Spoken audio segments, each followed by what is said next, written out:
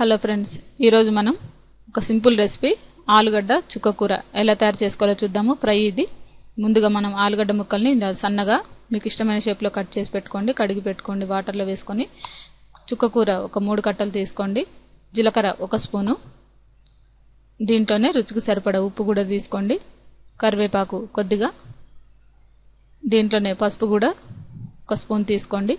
కారం 1 spoon, oil మనకి కొద్దిగా కూరకు సరిపడా ఒక 2 స్పూన్లు తీసుకోండి. ఆనియన్ 1, పచ్చిమిర్చి 4, అల్లం వెల్లుల్లి పేస్ట్ 1 స్పూను.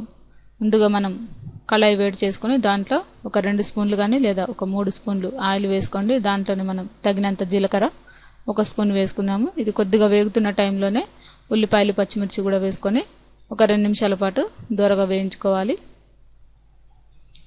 ఇది వేగుతున్న టైంలోనే మనం కొద్దిగా కరివేపాకు,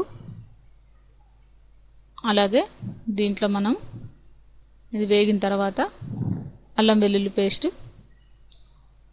అలాగే చిటికెడు పసుపు కూడా వేసుకుందాము. ఇవన్నీ కూడా కొద్దిగా ఫ్రై అయిన తర్వాత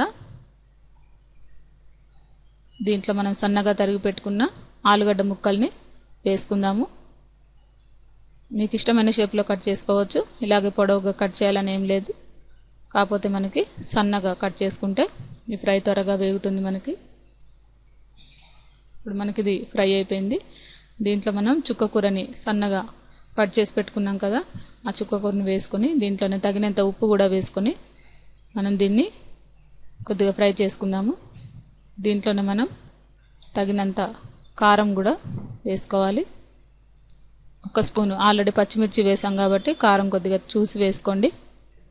ఇవన్నీ వేసుకొని బాగా ఫ్రై చేసుకోవాలి. అంటే మనకి ఇది మీడియం ఫ్లేమ్లో ఒక 10 నిమిషాల పాటు వీటిని, ఈ చుక్కకూరని ఆలుగడ్డల్ని ఆయిల్లోనే ఈ విధంగా ఫ్రై చేసుకోండి.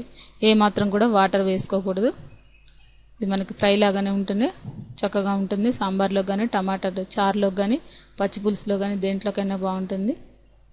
చూసారు కదా, ఈ విధంగా మనకి ఈ ఆలుగడ్డ ముక్కలు అలాగే చుక్కకూర మనకి రెడీ అయిపోయింది ఈ ఫ్రై ఐటమ్.